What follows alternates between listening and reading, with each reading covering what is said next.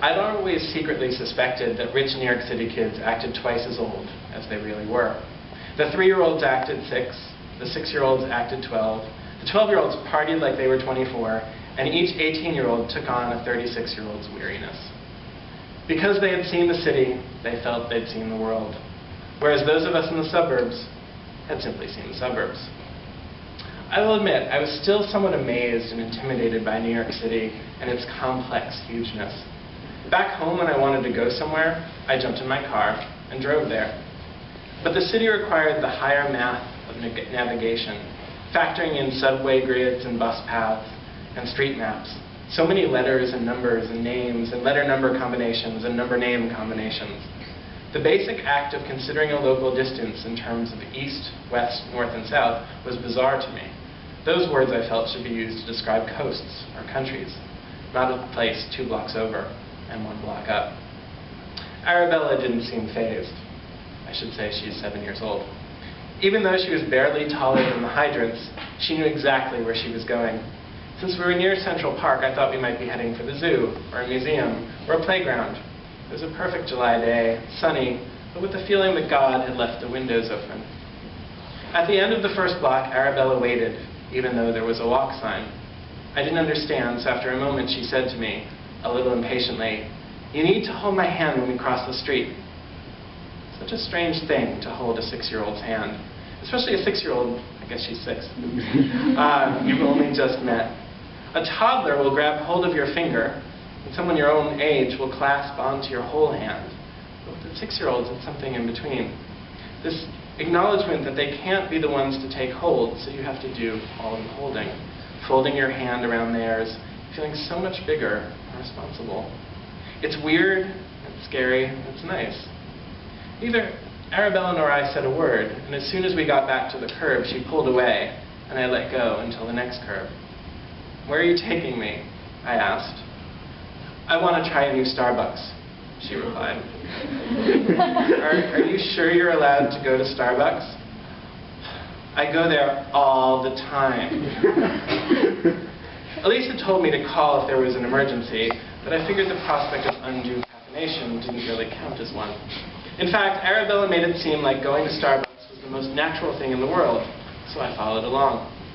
We only had to walk 5 blocks to hit the nearest one. It was now 10:15 and the morning rush was over. Instead, the seats were filled by the day trippers, the patrons for whom the word ensconced was no doubt termed. Laptops were open, bookmarks were orphaned on tables, and newspapers were set out to be read section by section. An idle idyll. Suddenly, I felt more at home. And then, I looked behind the counter. Now, it has to be one of Starbucks' most brilliant marketing strategies to maintain at least one completely dreamy guy behind the counter at any given shift. This guy is invariably known as Starbucks Boy to the hundreds of regular customers who have a crush on him. And the glory of it is he always seems just accessible enough to be within reach, but never accessible enough to actually touch. Starbucks Boy wears short sleeves even in the winter, so you can study his arms while you're feeling too shy to stare at his face, in hopes of catching an eye sparkle or a dimple.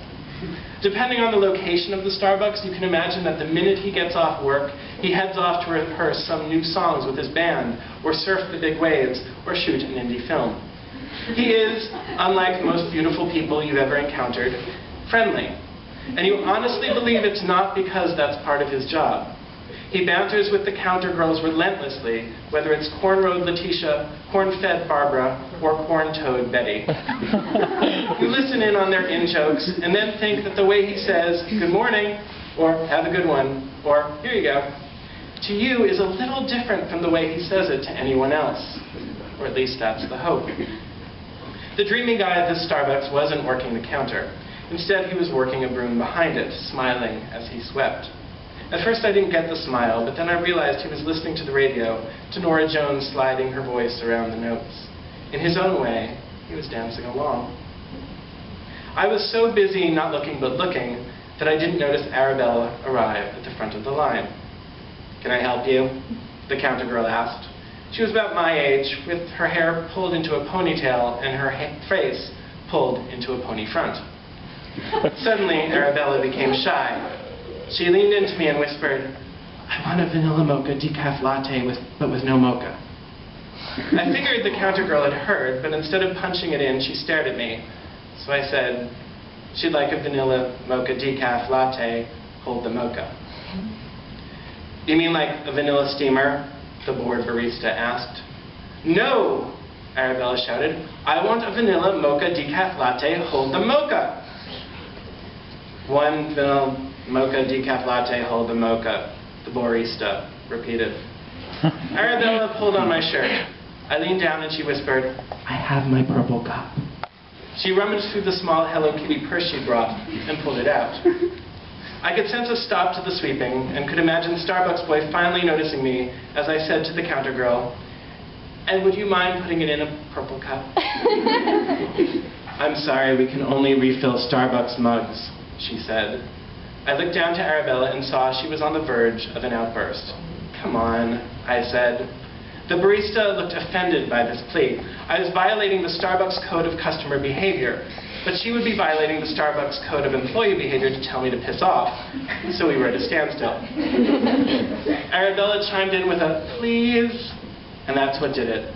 Starbucks boy leaned in, took the cup out of my hand, and said, no problem. Then he smiled at me.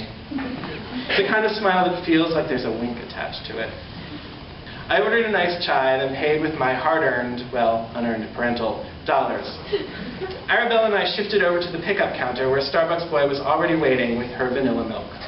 Frustratingly, a Starbucks boy never wears a name tag, so you just have to imagine his name is Dalton, or Troy, or Dylan.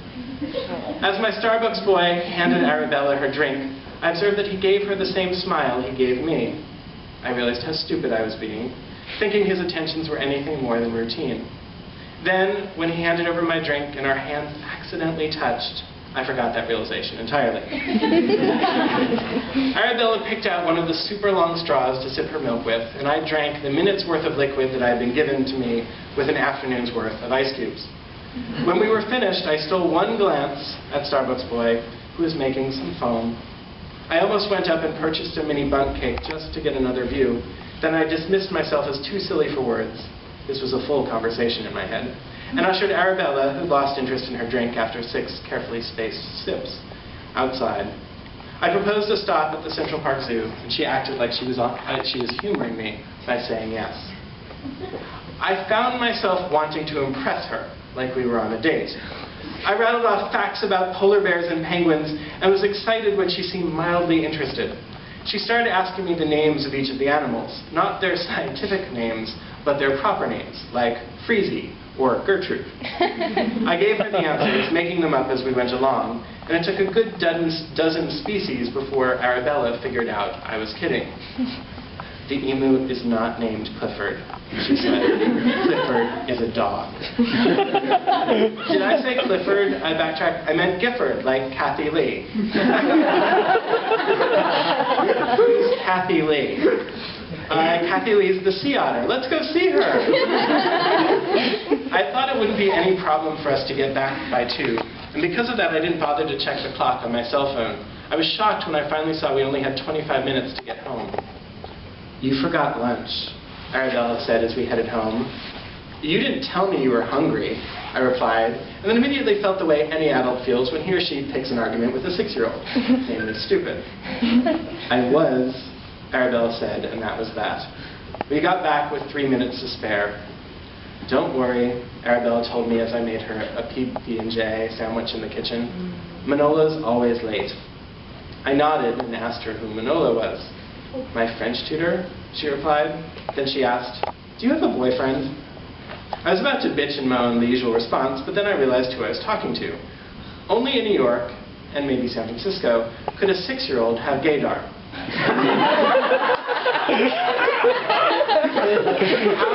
How do you know I'm gay? I asked. I genuinely wanted to know. My wardrobe wasn't infused with pink or rainbows, and I certainly hadn't been very flamboyant in her presence. I wondered what my tells were. The way you look at boys, she said. You're gay.